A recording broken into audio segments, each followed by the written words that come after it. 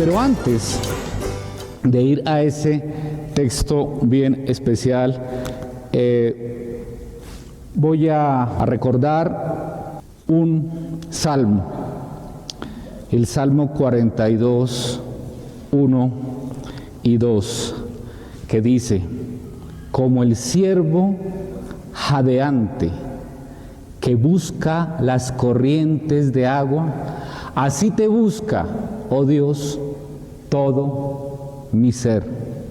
Tengo sed de Dios, Dios mío, suspiro yo por ti. Este texto, este salmo, estos dos versículos del Salmo 42 son especiales. ¿Qué nos hacen recordar estos dos textos, estos dos versículos? A Jesucristo, que es la fuente. Aquella sed que tal vez hemos vivido, ¿verdad? Cuando aún no habíamos bebido del agua de vida, del agua que sacia, de la única agua que realmente puede calmar nuestra sed. Y hoy vamos a hablar de eso, vamos a hablar de sed, pero sobre todo vamos a hablar de saciedad. Vamos a hablar de cómo Dios sacia nuestra sed. Por eso el tema de hoy, el título del tema de hoy es Río en medio del desierto. No hay nada más emocionante que estar en un sitio caluroso, en un desierto, en un tiempo difícil, y que aparezca un río del cual podemos beber. Y de eso vamos a hablar hoy. Y para esto vamos a acercarnos a un texto bien especial. Juan, capítulo 7, versículos 37 al 44. Juan 7, 37 al 44. Y vamos a descubrir a través de este texto algo maravilloso que el Señor nos va a decir hoy. Pero antes de ir al texto, tenemos que entender un poco el contexto, porque el contexto nos muestra qué es lo que está sucediendo, por qué está sucediendo, por qué las personas que están escuchando a Jesús tienen un entendimiento que nosotros no podríamos obtener si no nos paramos por un momento en los zapatos o en las sandalias de estas personas que están allí en el primer siglo y que van a escuchar a Jesús lo que Él les va a decir. El contexto es que está pasando una fiesta. Esta fiesta se llama la fiesta de los tabernáculos. Había tres fiestas muy especiales, muy grandes, muy maravillosas allí para los judíos. La primera, ¿la recuerdan? La Pascua. Y a los 50 días, ¿recuerdan cuál fiesta venía? ¿Ah? Pentecostés, acuérdense, Pente, ¿viene de qué palabra? 50. Y son 50 días después de la Pascua viene el Pentecostés. Pero después venía, también aproximadamente un tiempo parecido después, venía la tercera fiesta más importante para los judíos, que como les acabo de decir, ¿cuál era? ¿No lo dije? No lo dije, bueno, qué pena. Tabernáculo, la fiesta de los tabernáculos. Ellos en su idioma le dicen Sukkot, la fiesta de los tabernáculos, y es una fiesta supremamente alegre. Aún hoy, todavía a lo largo del mundo, muchos judíos la celebran, no en las mismas condiciones del primer siglo, pero la celebran. Y como ustedes pueden ver allí en la gráfica, las personas durante 7 días, más el gran día, que suman 8 días, 7 días más. A ver, ¿qué dije? ¿7 días más? No me oyeron. 7 días más. Nadie oyó, por favor. Mírenme. ¿Qué? El gran día. 7 días más el gran día para un gran total de 8 días. Durante esos 7 días, durante esos 8 días, Estas personas hacen unas cabañitas, unas carpas, unos tabernáculos, por eso se llama la fiesta de los tabernáculos, y todavía hoy lo hacen. Si ustedes conocen a algún judío, tal vez conocen a alguno, generalmente en la azotea de sus casas o en el patio de sus casas hacen algo así, un pequeño tabernáculo, y durante esos 7 días ellos habitan allí en los tabernáculos. Es una fiesta realmente muy, muy alegre. A lo largo de Jerusalén y en sus alrededores, todo esto estaba sucediendo. ¿Pero por qué? Imaginen a los niños en esa época. Se levanta el niño pequeñito, 4 años, y le dice: papá, qué bonito, esto está muy chévere, pero ¿por qué estamos quedándonos a dormir fuera de casa? ¿Por qué estamos de camping durante esta semana? ¿Y el papá qué le decía? ¿Qué significa? ¿Por qué lo hacen? Exacto. Exactamente, para que no se nos olvide, mi hijo, mi hija, que el Señor nos sacó de Egipto, nos sacó de la esclavitud, y durante 40 años estuvimos dando vueltas por el desierto, pero eso no es lo importante. Lo importante es que durante esos 40 años Él nos sostuvo, estuvo con nosotros, nunca nos abandonó, siempre estuvo allí, permanentemente. Durante la noche nos calentaba con una columna de fuego, y durante el día, para que el sol abrasador no nos tostara, ¿qué hacía? Una columna de nube gigante que nos cubría absolutamente todo. Durante esos 40 años estuvimos viviendo, ¿en qué? En tabernáculos, en tiendas. Estábamos viviendo por allí, íbamos de un lado para otro. A veces nuestro pueblo tenía que detenerse durante meses, y durante esos meses habitaban allí, en esas tiendas. Y eso es lo que estamos recordando, hijo, eso es lo que estamos recordando, hija, que siempre estuvo con nosotros, pero no solamente nos cubrió durante el día y nos dio calor durante la noche, también nos dio alimento. Maná, pero también codornices. Maná y codornices. Él nos dio. A pesar de que fuimos un pueblo ingrato, que nos quejábamos, que le decíamos: Señor, tú nos trajiste al desierto a sufrir, queremos volver a Egipto. Él siempre proveyó, siempre nos dio, siempre estuvo tendiendo su mano misericordiosa. Pero no solo eso, en una época nuestro pueblo fue tan ingrato, que le gritó: Señor, tú nos sacaste a morir de sed. ¿Y qué hizo Dios? ¿Cómo les dio agua? ¡Pah! Rompió Moisés tocó con su vara una roca, y de la roca brotó agua. No una, sino 2 veces. Siempre hubo que comer, siempre hubo de beber. Nunca se sintieron solos. Comida y bebida. En esa fiesta que duraba 7 días, también se celebraban las luces. Era una fiesta de final de cosecha, es decir, acababan de recoger las cosechas, había abundancia por todas partes, había comida, las personas, una sociedad agrícola, estaba feliz porque acababan de recoger todo. Estaban felices porque acababan de recibir también ganancias de las ventas, de los intercambios que hacían. Y durante las noches, durante esas 7 noches, se celebraban las luces. En el atrio de las mujeres, había un atrio en el templo que era el atrio de las mujeres, se ponían 4 grandes candelabros. ¿Cómo serían de grandes esos 4 candelabros que sobresalían 13 metros por encima de los muros de Jerusalén? Imagínenla. 13 metros. Era tal la luz que todo Jerusalén quedaba iluminado con esos cuatro super candelabros. Y había una ceremonia cada día. Una ceremonia maravillosa, una ceremonia especial.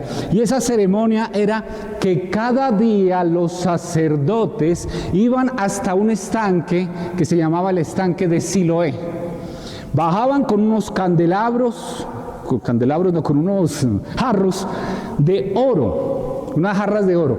Recogían el agua y subían hasta el templo y allí hacían lo que se llama la libación. ¿Alguien recuerda qué es una libación?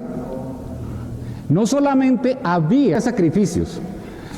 Los sacrificios es matar un animal.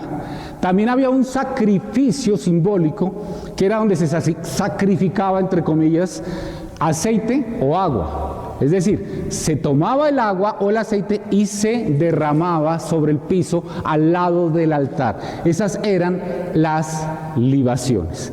Pero durante estos 7 días se hacía eso. Pero en el último día, ¿qué era él?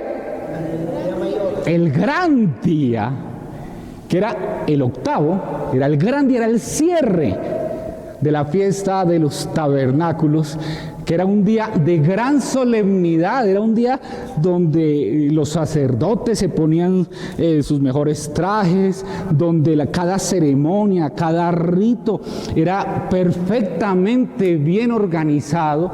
Durante ese día pasaba algo especial. En el momento de la libación, todos agradecían, el pueblo agradecía por la cosecha, pero el pueblo también clamaba con unos cánticos de Isaías, clamaba por aquel Espíritu de Dios que algún día llegaría.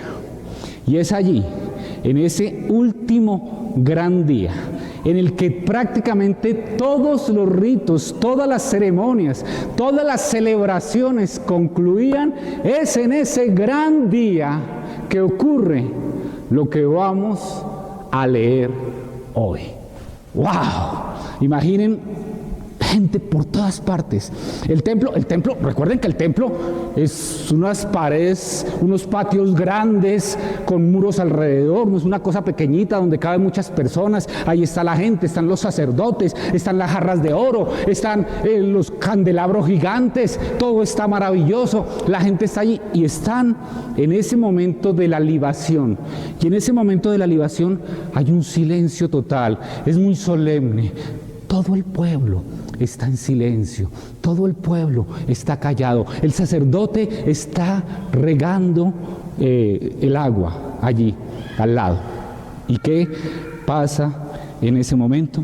Vamos entonces a ir a Juan 7, 37 al 44. Dice así el versículo 37. En el último día, el gran día de la fiesta, Jesús, puesto en pie, exclamó en alta voz: si alguien tiene sed, que venga a mí y beba. ¡Wow!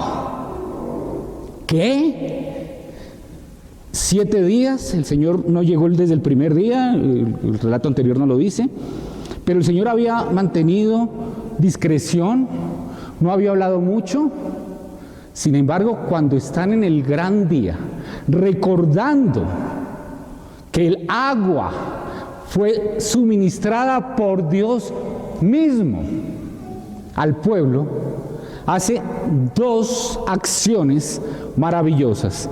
La primera es que se pone de pie. Los maestros judíos, cuando iban a enseñar, ¿cómo lo hacían? Sentados. Se sentaban en la cátedra de Moisés. Siempre enseñaban sentados. Esto que nosotros hacemos es más griego que judío, realmente. Es la retórica griega la que acostumbra a hablar de pie. Pero el judío acostumbra a enseñar sentado. Solamente se ponían de pie para decir algo que tenía una connotación mayúscula. Solamente se ponían de pie para hablar en negritas, solamente se ponían de pie para hablar en subrayado, solamente se ponían de pie para hablar en cursiva. Si no, se quedaban sentados. Pero Jesús no solamente se pone de pie, sino que habla en voz alta y está en silencio. Todos están allí en silencio, en silencio. Y de pronto, en medio de todas estas personas, en esta ceremonia, se para y dice: si alguien tiene sed, que venga a mí y beba. ¡Wow! Es una invitación general y particular. Si alguien, ¿a quién le está hablando? ¿A los judíos solamente? ¿Le está hablando a los gentiles? ¿Le está hablando, como decía Sadi, a los sogamoseños? ¿A quién? ¿A todos? ¿A todos? A todos los que tienen una característica: que tengan sed. No importa si eres judío, no importa si eres gentil, no importa de dónde seas. Lo importante es que tengas sed. Yo no sé, yo nunca he sido muy bueno para beber agua. Hay gente que, mi hija toma agua todo el día. Yo no soy muy bueno para beber agua. Pero tal vez ustedes han tenido que tomar agua por recomendación médica o porque alguien les dice: mire, si no toma agua va a sufrir de esto, de aquello. Y ustedes toman el agua sin sed. ¿Cómo se la pasan? ¿Con gusto? No. Dice, para estos no es a los que les habla Jesús. No es al que se siente saciado, no es al que su religión lo llena, no es al que su manera de pensar lo satisface, no es al que está contento con el dinero, no es al que está contento con una vida vana. Es aquel que descubrió que no es suficiente nada, que tiene sed, porque todo lo que tiene no lo satisface. Es a ese al que le habla. Si alguien tiene sed. ¿Y si tiene sed, qué? Venga a mí. Venga a mí. Miren, después de una hermosa semana maravillosa de fiestas religiosas, de ritos, una preciosa semana llena de todos estos momentos en que recordaban lo que Dios había hecho con ellos en el desierto, en que los sacerdotes se ponían sus mejores galas, en que se prendían estos preciosos candelabros gigantes. ¡Qué semana tan maravillosa! Pero después de 7 días, el pueblo seguía con sed. La sed de Dios no se había saciado, porque ningún rito sacia, porque ninguna religión sacia, por bien organizada que sea. Miren, no hay religión más elaborada y organizada que la religión judía, pero no sacia. ¿Y saben cómo sabemos que no sacia? Porque Jeremías 2:13 lo dice. Me salté, ¿qué pasó? Algo aquí. Pues mi pueblo ha cometido 2 maldades. Me ha abandonado a mí, la fuente de agua viva, y ha cavado para sí cisternas rotas que jamás pueden retener el agua. ¿Cuáles son las cisternas rotas?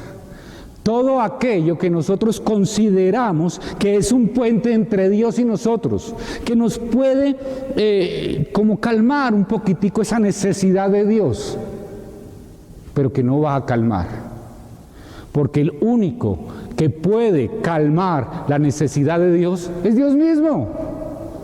Y solamente Cristo, siendo Dios encarnado, puede calmar la sed. Absolutamente nadie más.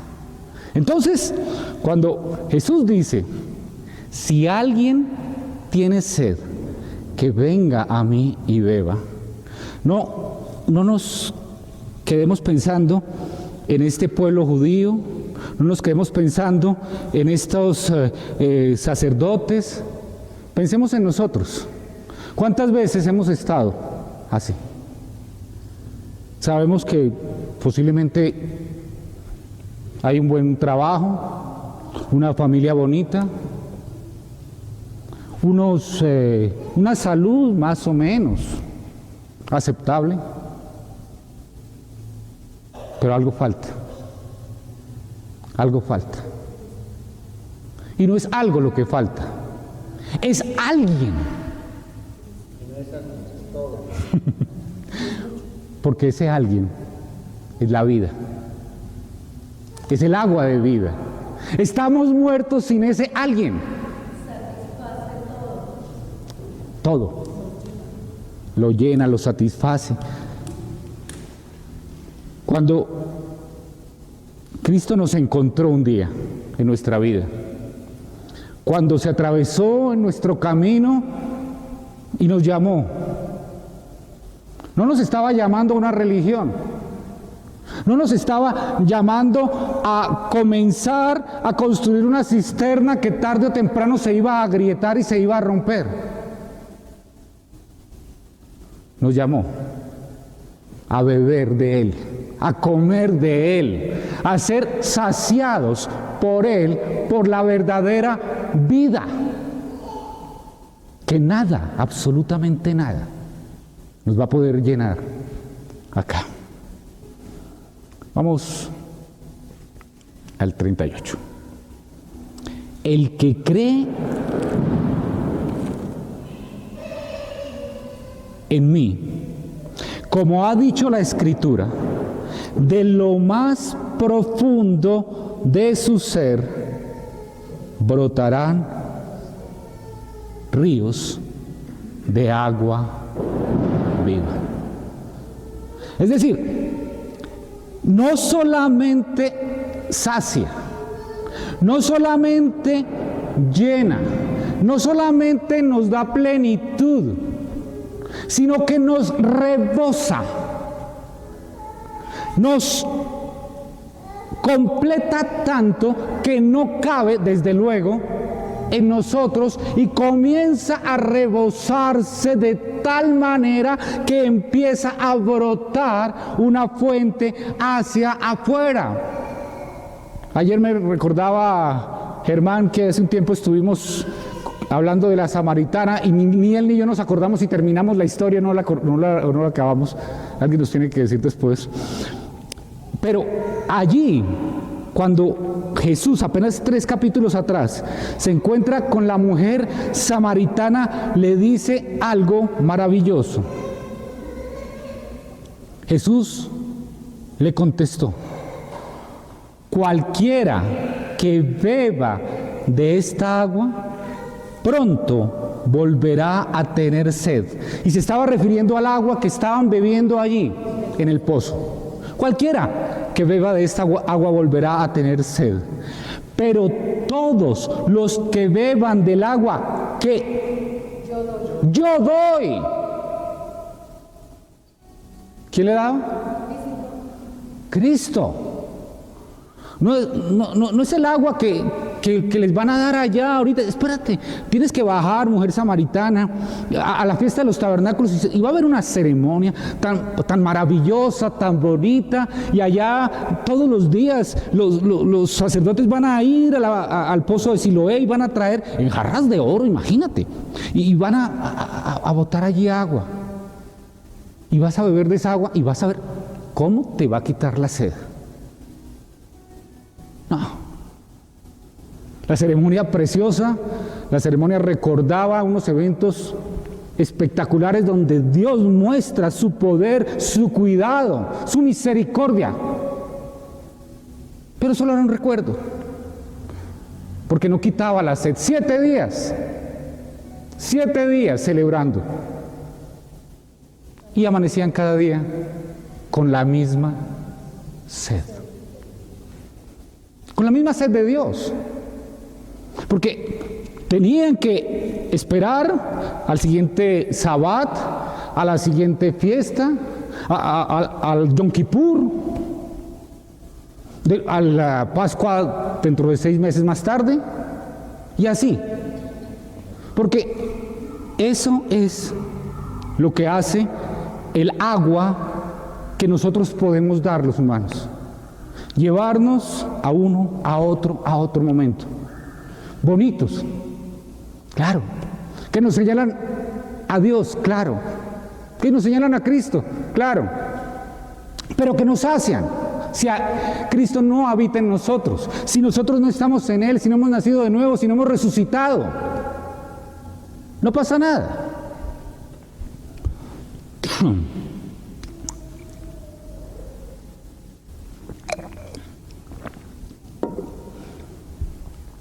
¿Cuántas Navidades hemos celebrado?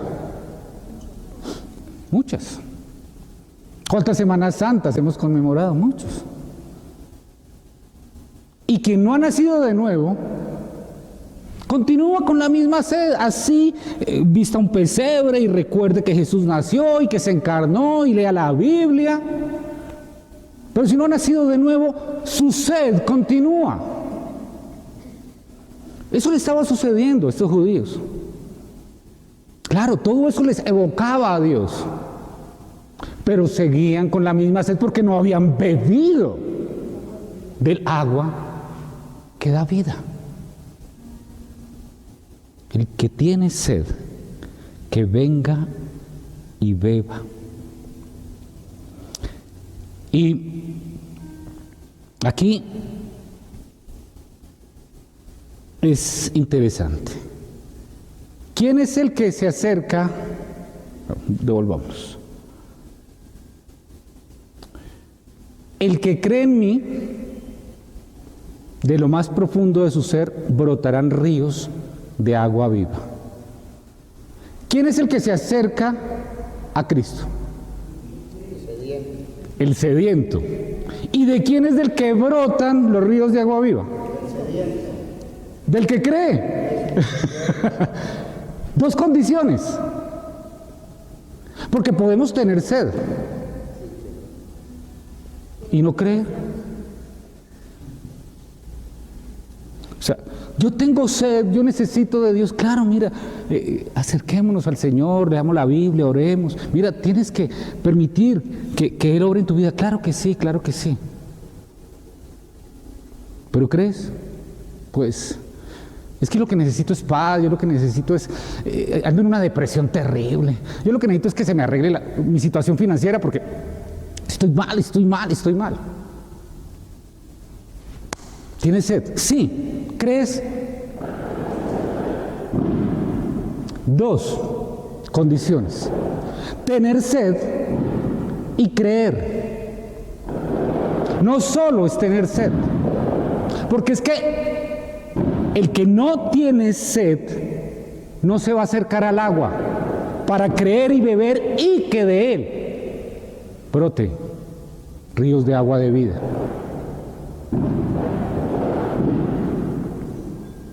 No, yo creo. ¿Sí? ¿Cómo crees? No, yo he estudiado Biblia, teología, he ido al instituto bíblico y yo puedo creer. ¿Has tenido sed de Dios? ¿Realmente lo has anhelado? ¿Realmente lo has necesitado al punto que dices, sin ti muero, Señor? Pues no.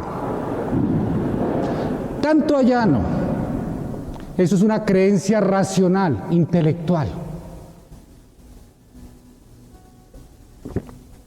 Porque nunca has tenido sed de Dios. Lo has anhelado tanto que decides morir para que Él viva. Renunciar para que Él sea. Obvio, eso viene de Él, no viene de ti. Pero Pero si nunca has sentido esa sed, si tu vida de creencia es una vida, sí, de vivir como un buen cristiano contemporáneo, que lee la Biblia, que asiste regularmente a un servicio, que entona cánticos bonitos, pues qué bonito. Así eran estos judíos. Así eran. Eran judíos maravillosos. Se trasladaban desde muchas regiones para llegar a la fiesta de los tabernáculos y decir: gracias, Señor, porque ese Dios que rescató a nuestros antepasados es el mismo Dios al cual hoy estamos reconociendo. Y por eso se para Cristo y les dice: ¿alguno tiene sed de verdad? ¿O simplemente está cumpliendo con un rito más? Porque si aquí hay alguien entre ustedes que de verdad tenga sed, que no se sacie con una simple experiencia mística, que venga a mí y beba. Y una vez beba, una vez empieces a tomar de ese Dios, de ese Cristo que tanto necesitas, ahora sí vas a beber y beber y beber, y Él te va a llenar y llenar y llenar, hasta que de lo más profundo de tu ser brotarán ríos de agua viva. Pero si no están las dos condiciones, no pasará nada.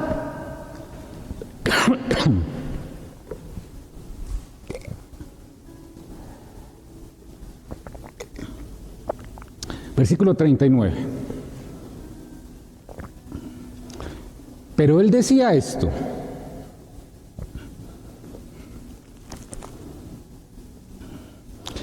del Espíritu que los que habían creído en él habían de recibir, porque el Espíritu no había sido dado todavía, pues Jesús aún no había sido glorificado.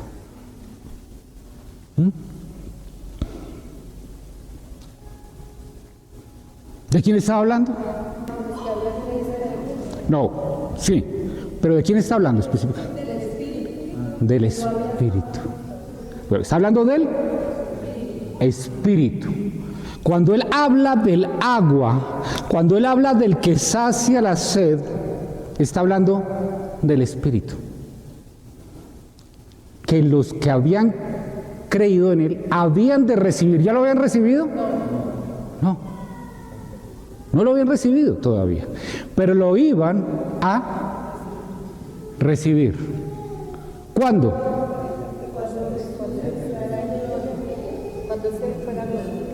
Exactamente, cuando Jesús fuera a la cruz, muriera, fuera sepultado, resucitara, ascendiera y fuera glorificado. Es decir, eso iba a suceder después de ¿cuándo? Duro. De Pentecostés. Todas estas personas que estaban con Él y que ya habían creído, ¿cuándo iban a recibir el Espíritu Santo? ¿De Pentecostés o después de Pentecostés? Pero ahí todavía no había sucedido. Allí todavía la sed no iba a estar saciada. Había que esperar que Cristo muriera y el Espíritu de Dios descendiera a la iglesia. Ayer estábamos hablando con Germán también. Decía, pero ¿cómo pueden ser estos discípulos de cabezones 3 años con Cristo y todavía antes de morir ya va para la cruz y todavía no saben con quién está? Es más, han resucitado y todavía no saben quién era. ¿Por qué? Porque no habían recibido el Espíritu. Es el Espíritu Santo, es el Espíritu de Dios quien testifica, quien recuerda, quien muestra a Cristo.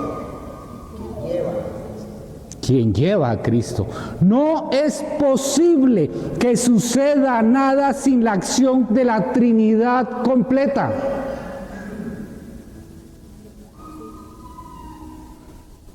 Por eso, el simple hecho de tener una vida piadosa no es garantía de haber bebido del agua de vida. Tiene que accionar el Espíritu Santo para que esa sed nos lleve realmente al creer, para nacer de nuevo, para resucitar con Cristo, para vida eterna. Esa es una maravillosa noticia. ¿Has tenido esa sed? ¿Has tenido tanta sed de Dios que has dicho, no me importa nada más, no me importa, soy como un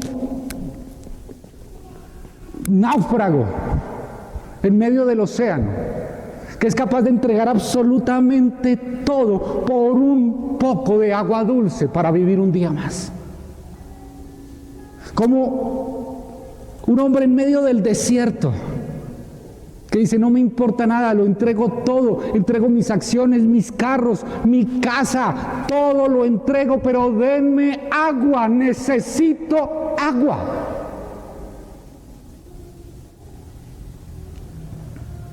Esa es la sed, que nunca la va a saciar una religión, solo Cristo, únicamente Cristo.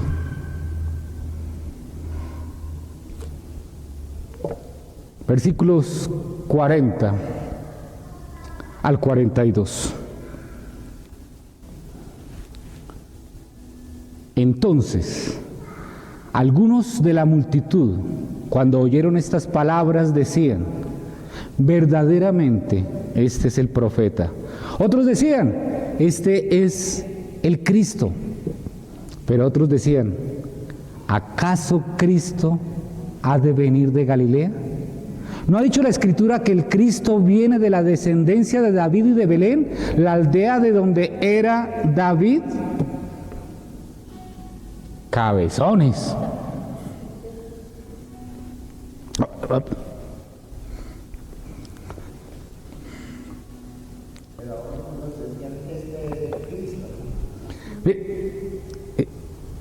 Se acaba de levantar Dios encarnado, Jesús, el Cristo, el Verbo, el Logos, la palabra de vida.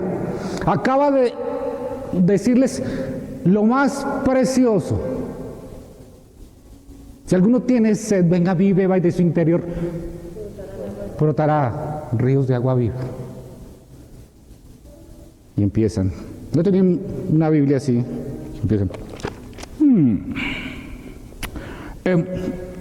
Haciendo una exégesis desde la Reforma, esto está como raro. Y el otro, no, un momento, espere, yo tengo una exégesis desde el lado pentecostal y yo veo es otra cosa. Entonces se acerca el otro, un momento, yo tengo una exégesis desde el lado cuadrangular y yo veo otra cosa.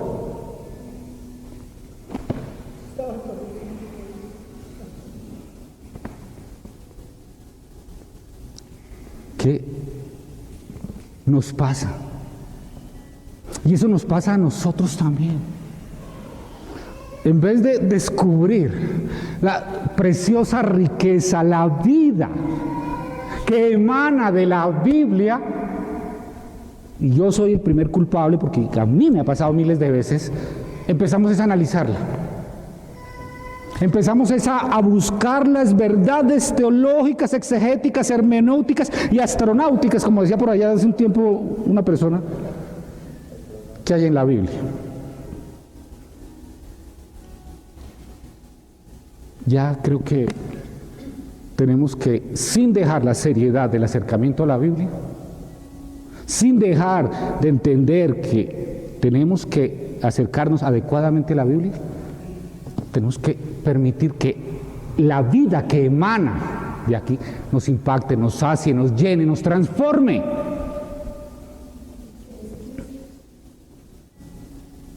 Cristo mismo. La Biblia no es un libro. Sí, tiene forma de libro, tiene páginas como un libro, tiene letras como un libro. Pero la revelación de Dios señala a Cristo de principio a fin. Y si se lee con sed, va a saciar nuestra vida, va a llenarnos, va a transformarnos. Y de nuestro interior brotarán ríos de agua viva.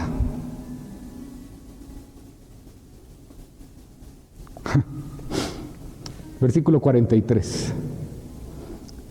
Así que surgió una división entre la multitud por causa de él. Así que, cuando empecemos a descubrir cómo nos sacia la sed, cuando empecemos a descubrir que no se trata de cumplir con expectativas humanas, sino de que Cristo se forme en nosotros y comience a evidenciarse en nuestras vidas individualmente y como iglesia, a algunos no les va a gustar. Y algunos van a decir, un momento, usted está como raro, ¿qué pasó? Usted está oliendo como mucho a agua.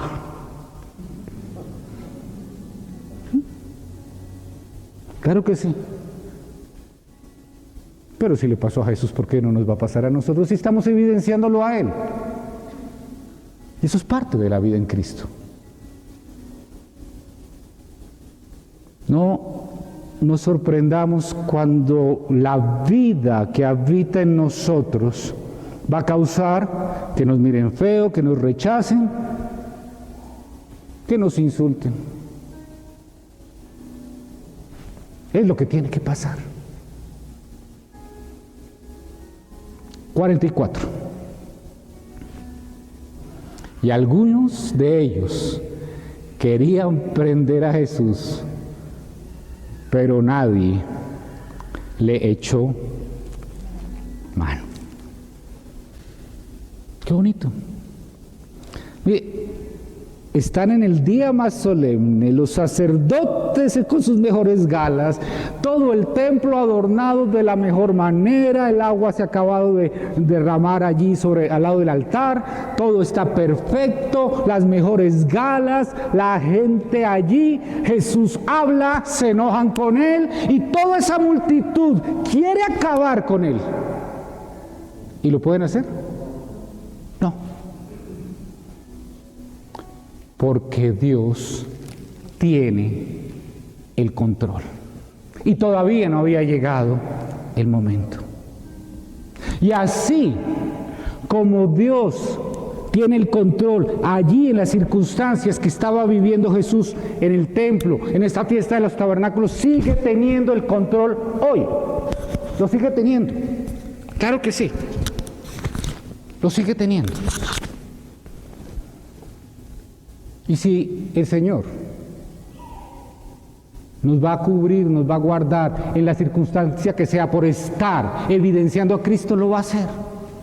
Pero como nos decía Seadi, el día que llegue la fecha de vencimiento también llegará la fecha de vencimiento y dejaremos de respirar. No vamos a morir porque estamos vivos en Cristo, pero vamos a dejar de respirar.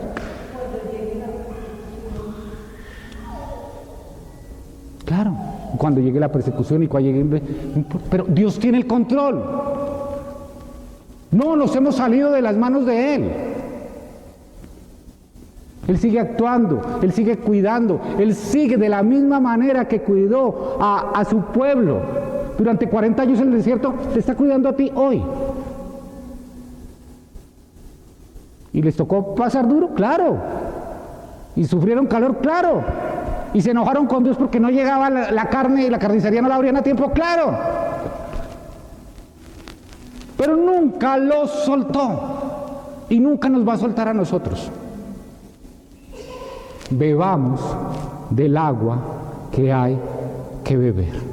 Por eso Jesús dijo, si alguien tiene sed, que venga a mí y beba. El que cree en mí, como ha dicho la Escritura, de lo más profundo de su ser brotarán ríos de agua viva. Wow. Que el Señor nos sacuda